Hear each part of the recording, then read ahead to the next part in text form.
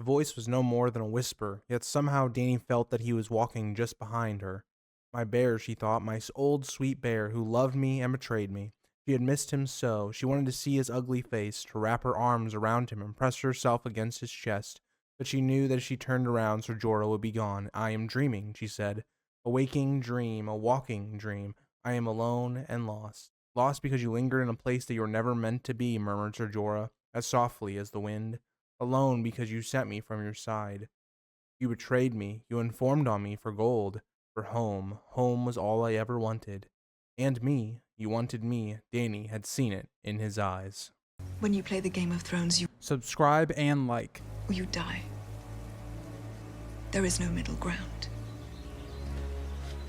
And talking about Jorah, of course, I don't think I've really talked about Jorah much at all on this channel in terms of going forward and what's his fate. I haven't really mentioned him much at all.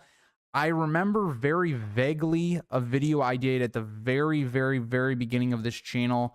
I can kind of remember the image I used for the thumbnail, but I don't remember what I said in the video. I don't even remember what I predicted. And so I wanted to do him as well. I thought that'd be kind of interesting.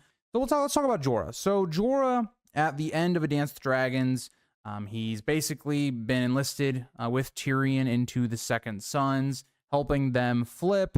And so the interesting stuff isn't necessarily Jorah, I think, in Winds of Winter. I think the more interesting part of Jorah is going to be once Daenerys gets back. And of course, that's probably not going to be until the second half of the book. So the real question, I think, for Jorah is going to be, what is going to be his role in terms of the Battle of Fire? Is he going to have much of a role at all? What will he have in terms of a role in the governance? Again, you got to remember, if Barristan survives the Battle of Fire, which I do believe so. Maybe that's biased because he is one of my favorite characters. He is somebody that I think still has a ton of value to add to the story. I think he's somebody that should live on at least until Daenerys gets to Westeros, and then maybe he dies then. But Jorah is a weird character because I think if Barristan is still the person in charge, he would very much either exile Jorah, or what I think he would really do is I think he would just keep Jorah a prisoner, given the way Daenerys and Jorah ended. And so that's going to be an interesting plot, because you're going to have also then Tyrion meeting up with Barristan as well. Does Tyrion influence the way that Jorah is treated, for instance? You know, we saw that happen in the show, where Tyrion is the person that is giving counsel to Daenerys on what she should do with Jorah. What should she do with him? And so that's what I think the first half of the book's going to be kind of exploring. Like, Jorah, I don't know if he'll have that much of a role. He's been put in slavery. He's been beaten down quite a bit. He's much weaker, much uglier just in general, is what kind of Tyrion describes him as. Basically this broken man. I think Jorah is going to be in a place where he's kind of similar in a lot of ways to me as like a character like Theon, where it's kind of about redemption, right? Jorah to me is a character that is not the most likable character, especially once you get to book 2. You know, given the knowledge that he's somebody that's spying on Daenerys, he also has, in my opinion, the wrong motivations as to why he's backing Daenerys, basically because he loves her romantically, not because of any love, like a father type relationship with her, or, you know, any of those things. He does come to believe in her, but still, he is somebody that I think has a lot to answer for in terms of his past actions.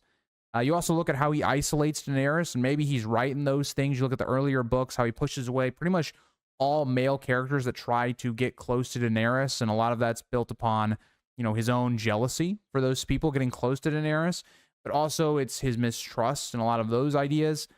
And so I think Jorah is somebody that when, you know, you get to the second half of Winds of Winter, I don't think we'll see like this happy reunion with Jorah and Daenerys really at all, because what has truly changed?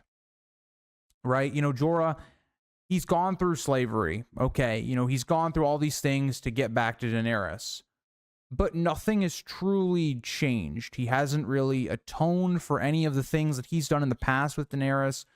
I think one way or another, whether it's, you know, through Tyrion, and I think it would be interesting if we had something play out like in the show. One of the things I actually give credit to the show for in season 5 was I think the way they handled Tyrion's arc comparatively to the books was actually kind of done well, in terms of getting him speeding through, you know, a lot of the journeying to get to Meereen, because the interesting stuff with Tyrion is not, in my opinion, the journey of getting to Meereen. It's when he's, you know, at Meereen, he's having to make political decisions, having to make, you know, ways of advancing himself, and how he deals with trying to counsel somebody like Daenerys, or even, how does he deal with somebody like Barristan until she gets back?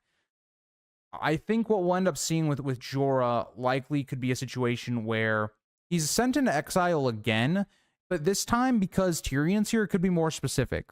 Him having to go to the Wall, serving out, the Watch, all of those things. You even think about Tyrion's connection that he has with Jorah Mormont and the Wall in the first book, how they need men and things like that. I think that it would be very fulfilling if Jorah was sent to the Wall. And then I think that in the battle with the others, that's going to be his inevitable fate where he dies. But those are my initial thoughts about Jorah as a character. I think he's a character that still needs redemption or to redeem himself, and he hasn't particularly done that yet. What do you guys think about Jorah? Especially in terms of how he's written in the book compared to the show. Whereas in the book, he's a character that's, or which one did I say? The book? Yeah. In the book, he's much more, I would say, not as likable. And in the show, he's much more likable. What do you guys think about that? Daario is one of the Yunkish hostages. If they come across each other, could Jorah attack him out of jealousy? That's a very interesting question, Maz. And I've thought about Daario in the past because I don't know what his fate is going to be. Because you would think that maybe he'll have some resolution with Daenerys. I liked parts of what the show did with Daenerys and Daario, where it was one of those things where Daenerys realizes that Daario can't be with her, right? Because yes, whereas she does, lust after him and all these things, he isn't somebody that she can marry, right? He's not a good partner for her. And even realizes that, he's a sellsword and all these things. Like, she sees all the red flags. She sees all the negatives. And so the question is going to be, like, what does George do with Daario? Is he going to be killed as he is a hostage, like Maz mentioned? Is he going to run into Jorah? And I think the weird thing is, if he runs into Jorah, I don't see how Jorah survives if they battle. Unless it's something where they're fighting and they get broken up. Because Jorah is just in a terrible state right now. Even regardless of what Daario's been going under, maybe Daario has also been going under punishment or beatings or things like that. I just don't see Jorah beating Daario. Daario is basically in his prime in terms of a warrior. He's I would say a much better warrior than Jorah at this point of the story. I don't think I would see that occurring. I think if we see Jorah actually interact with Daario and do something where they have to try and kill each other, it would be Jorah killing Daario basically in captivity, like him doing another bad action that would again put him against Daenerys. But the reason I kind of push back on that, because if he did that, I think he'd be executed. I don't think there would be this whole exile type thing, and I don't really think that's where Jorah is going to go as a character. So I don't think they're going to attack each other, but I do think they could come across each other, and there could be some of that, awkward dialogue or tension between the two. Jorah will certainly die in the North, in my opinion. I think they got that right in the show. Yeah, I think for the most part, Jorah's plotline with what they did with it, and I know they mixed it with Jon Khan's plotline, right, having the grayscale and all that stuff. I think where the character ended made a lot of sense, right? Dying for Daenerys and all those things and trying to atone for that. Well, the thing is, Jorah in the show is much more understandable. Like him, selling information to Varys and all those things, like that's not like the worst part about Jorah. Like that happens in the book as well, but it's the general demeanor that Jorah has with Daenerys that I think is the worst part about him as a character. And you look at his actions and what his counsel to Daenerys.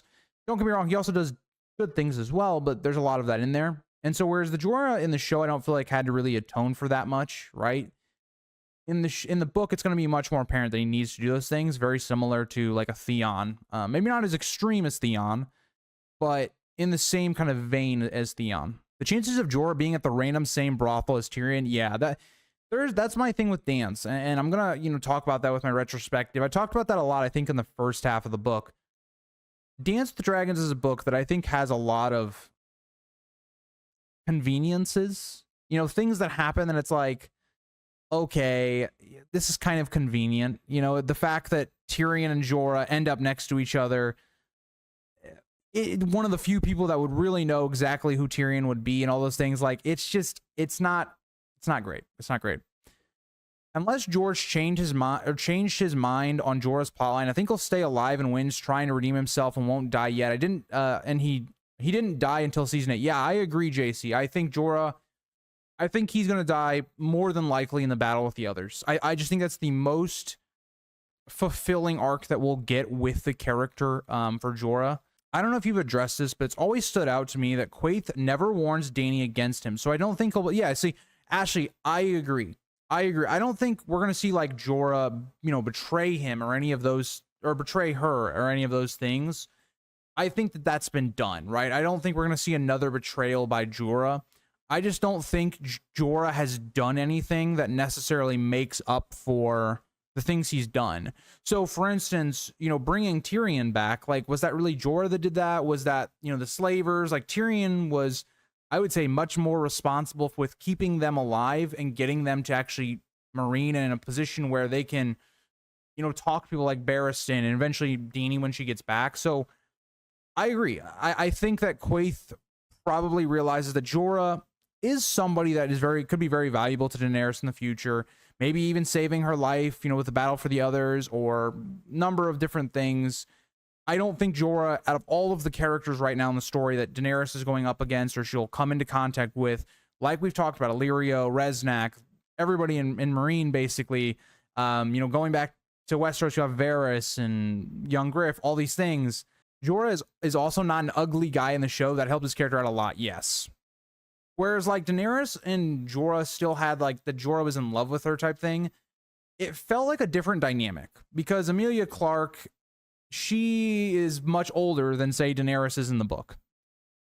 And so it doesn't come off as like this pedophilic kind of relationship. And also Jorah kind of gives off more of like a dad vibe. So I don't know. There's a lot of things the show did that made Jorah, I would say, a better character. I think Jorah's a better character in the show than he is the book, but yeah. Personally, I think Jorah should have been the one to kill Daenerys in the show since they went that route. Then they have him pull a Tommen.